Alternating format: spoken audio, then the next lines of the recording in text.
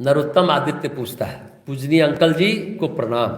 अगर किसी व्यक्ति का मनोबल टूटकर बिखर जाता है, उसे चारों ओर अंधकार दिखाई देता है, तब उसे एक ही रास्ता दिखाई देता है, परमात्मा का, गुरुदेव का। जब वो इंसान परमात्मा के सहारे उभरता है, उसे एक नया जीवन मिलता है। लेकिन आश्चर्य की बात यह है, उसे नया जीवन मिलने के बाद व्यक्ति वैसे ही लोगों के स्वार्थ भावनाओं के पीछे पुनः बहता चला जाता है। इसके कारण व्यक्ति बार बार टूटता है। तो मेरा प्रश्न है, वह व्यक्ति अपने आप को कंट्रोल कैसे रखे?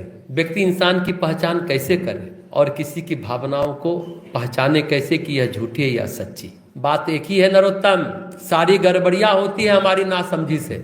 सामने की परिस्थिति को हम समझते नहीं है। जानते हैं, जिंदगी की सबसे बड़ी नेमत है समझना, समझदारी, सबसे बड़ी नेमत। लेकिन हमारी संरचना अहंकार के इर्द गिर्द गुथी हुई है और बंधी हुई भी है। दोनों है, ईगो अहंकार के इर्द गिर्द गुथी हुई भी है और बंधी भी हुई है, बंधे हुए हैं, बंधन में है। जब हमारे जीवन का केंद्र आत्मा होगी तो फिर ये सब झंझट नहीं होगा। इसलिए रमण महर्षि से जब लोग सवाल पूछते हैं तो 100 सवालों का एक ही जवाब देते हैं, पहले यह तलाश करो कि तुम कौन हो। तुम हो कौन?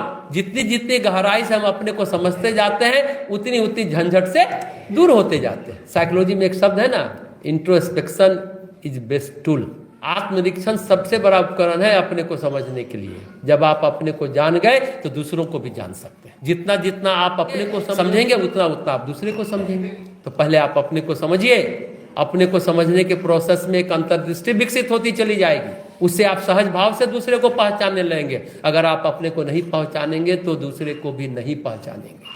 हमारा जीवन ईगो सेंट्रिक है, गॉड सेंट्रिक नहीं है। जीवन के केंद्र में अहंकार है, जीवन के केंद्र में भगवान नहीं है। अहंकार की जगह भगवान को केंद्र बनाए। इसके लिए पहले भगवान पर यकीन तो हो कि भगवान हमारी चेतना का आधार है, हमारे जीवन का आधार है, तब बात बनेगी। और दूसरी बात है, हम भटकते हैं निंदा और प्रशंसा में। कोई आदमी हमारा यशोगान किया, चापलूसी किया तो हमको लगता है कि बहुत भला है। कोई आदमी खरी खरी सुनाया तो हमें बुरा लगता है। जबकि प्रशंसा और निंदा का कोई औचित्य और कोई अस्तित्व नहीं है। इस बात को हमें भली भांति समझना चाहिए कि प्रशंसा और निंदा का कोई औचित्य नहीं है और कोई अस्तित्व नहीं है। तो पहला काम अपने को समझने की शुरुआत करें, दूसरा काम अहंकार की जगह आत्मा को केंद्र बनाए, और तीसरा काम अपने आप हो जाएगा कि आप दूसरे को समझ लेंगे। जहां तक अपने को कंट्रोल करने की बात है, तो पहली बात सोचिए कि हम कंट्रोल में क्यों नहीं रहते। हम अनकंट्रोल क्यों होते हैं? दरअसल हमारे राग द्वेष हमें अनकंट्रोल करते हैं। निंदा और प्रशंसा हमें अनकंट्रोल करती है। अगर कोई कहे कि आप तो भगवान हैं, हम ये सब बहुत सुनते रहते हैं। अगर कोई कहे आपको कि आप तो भगवान हैं, लेकिन हम पूछते हैं इसका कोई अर्थ है क्या? जब हम अपने ही को नहीं जानते कि हम क्या हैं, तो आप कैसे जान गए कि हम क्या हैं? भगवान है कि राक्षस है? जो आज दृश्य उभरा वो कल दृश्य नहीं रहेगा। अभी हमारे साथ ही हुआ। बापू सभागार में 25 दिसंबर को अटल बिहारी वाजपेयी के 100वें जन्मोत्सव पर विशिष्ट अटल सम्मान मिला। सहरसा है, 31 तारीख की रात को। 1 जनवरी को आदरणीय ललन बाबू हमारे मित्र संतोष दत्ता ने मिलकर हमें फिर वो सम्मान दिया, जो हमारी जानकारी में नहीं था। कुछ दिन पहले, 2-3 दिन पहले हमने ललन बाबू से पूछा, सच बताइए कि सच क्या है? बोला कि नहीं, हम सच बोलेंगे, आज नहीं तो कल तो आपको मालूम ही हो जाएगा, इसलिए हम झूठ क्यों बोलेंगे। उन्होंने कहा कि ये विचार समर जी के मन में आया। हालांकि समर जी उसके बाद गायब हो गए, ललन बाबू कहते हैं। तो ललन बाबू हमारे मित्र संतोष दत्ता के पास गए, सारी बात बताई और कहा कि ये काम आप ही कर सकते हैं, कोई और नहीं कर सकता है। तो संतोष दत्ता ने कहा अभी हम पप्पू जी से बात करते हैं। तो ललन बाबू बोले ना, मना किया। अगर उनको बता देंगे तो आपको मना कर देंगे, फिर बात होगी नहीं। फिर उन्होंने कहा हाँ, ये बात सही है। हालांकि संतोष जी जो हमारे मित्र हैं, 1 जनवरी कार्यक्रम में हमेशा देर आते हैं। उस दिन 1 जनवरी को बड़े समय पर आए, तो हमें लगा कि ये सुधर गए। फिर संतोष जी हमको कार्यक्रम में, बीच में कार्यक्रम चल रहा था, ये बैठे थे, तो हमको कहते हैं, इंसिस्ट करते हैं कि हम भी कुछ बोलेंगे। हमने कहा एकदम जरूर बोलिए। हालांकि वो मेरी प्रशंसा में लग गए, तारीफ के पुल बांधने लगे। हम भी आश्चर्यचकित और किंग कर्तव्य में उड़, इसलिए कुछ मना नहीं कर सकते थे। सारी घटनाओं में, यानी इस सम्मान के कार्यक्रम में हम शामिल हो गए। हमने देखी क्या कि भाई हमको कुछ पता नहीं था, पता होता तो शायद हम आते ही नहीं। दत्ता जी ने कहा कि हम अपने मित्र होने के विशिष्ट अधिकार का उपयोग करके ये काम कर रहे हैं, नहीं तो कोई इस काम को नहीं कर सकता। और फिर हमने भी वही बात कही कि अगर हमें मालूम होता तो हम कुछ और करते, यानी हम नहीं आते। जब हम ललन बाबू से इस संबंध में बात कर रहे थे, जानते हैं क्या हुआ? उसी समय फोन पर एक घंटी बजी। वो सज्जन थे, वो भी 2 मिनट तक मेरी भरपूर तारीफ करते रह गए। हम फिर फोन रखा तो हमने ललन बाबू कही कि कौन सा ग्रह जग गया है, चारों तरफ मेरी भरपूर तारीफ हो रही है। फिर हम दोनों आदमी एक साथ हंस दिए। कहने का तात्पर्य है निंदा और प्रशंसा को किस रूप में देखा जाना चाहिए, तो समत्वम योग उच्यते, संभाव में देखना चाहिए, सभी स्थिति में एक जैसा रहना चाहिए, यानी स्थिर रहना चाहिए। बहुत पहले एक घटना है, उसको भी आज सुन लीजिए आप लोग। छोटी मनीषा जो अभी नहीं है, गुड़गांव में अपने पति के साथ है, उस समय क्लास के बच्चों को भी हम सुनाए थे ये बात। जब कोई कह रहा था, सब लोग कहते, आज भी कहते रहते हैं, आपने बड़ा अच्छा शक्ति बनाया, बहुत अच्छा नेचुरोपैथ बनाया, बहुत सारे लोकोपकारी कार्य यहाँ से चल रहे हैं, हमको बहुत चिंता होती है, आप नहीं रहेंगे तो ये सब कैसे चलेगा। ये बात प्रायः हमको हर एक फंक्शन में लोग कहते हैं। तो हम उस दिन क्लास में बच्चे सबको एक सच्ची घटना सुनाए। वृंदावन में रामकृष्ण मिशन के त्रिविक्रमानंद की सच्ची कथा सुनाई थी। सन्यासी बनने से पहले वे पायलट थे। उनके प्रभाव से वृंदावन में जमीन लिया गया, बहुत बड़ा हॉस्पिटल तैयार किया गया, बड़ा सेटअप है, आप ही जाइएगा तो। बहुत अच्छा रामकृष्ण मठ बनाया, वहाँ के सेक्रेटरी बहुत दिनों तक रहे, सारा संचालन करते थे, सारे लोग उनको महत्व भी देते थे। एक दिन उन्होंने कहा, अब उम्र हो गई, व्यवस्थापक की भूमिका से हम अपने को अलग करते हैं और वही अंतर्मुखी जीवन जीते हैं, अब आंख को आराम देते हैं, आंख पर दबाव ज्यादा नहीं डालते। तो रामकृष्ण मठ, बेलूर मठ से सब जगह सारे मठों में सेक्रेटरी जाते हैं, दूसरे सेक्रेटरी आए, उन्होंने मठ का कार्यभार संभाला। एक दिन कोई पर्व, गुरु पर्व या कोई फंक्शन चल रहा था, एक दिन कोई गुरु पूर्णिमा का पर्व चल रहा था, फंक्शन। त्रिविक्रमानंद जी को बैठने की जगह नहीं मिली, बैठने के लिए स्टूल भी नहीं मिला, वे सबसे पीछे बोरी लेकर के चलते ही थे, बोरी लेकर के पीछे बैठ गए।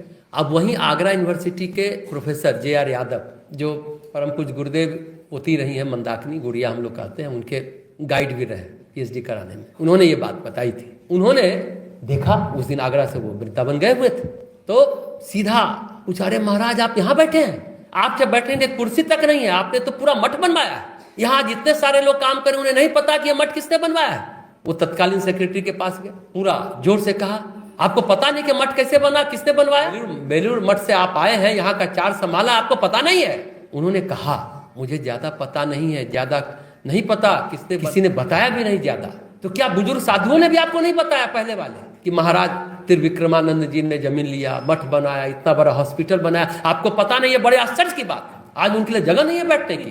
उन्होंने त्रिविक्रमानंद जी से जाकर क्षमा मांगी, लेकिन त्रिविक्रमानंद जी ने कहा कि नहीं भाई, आप यहाँ के हेड हो, सभी चीजें आपके इर्द गिर्द चल रही है, हमें जितना काम करना था हमने किया, हम बोरी पर बैठे, स्टूल पर बैठे, कुर्सी पर बैठे, आगे बैठे, पीछे बैठे, ये कोई इशू नहीं है।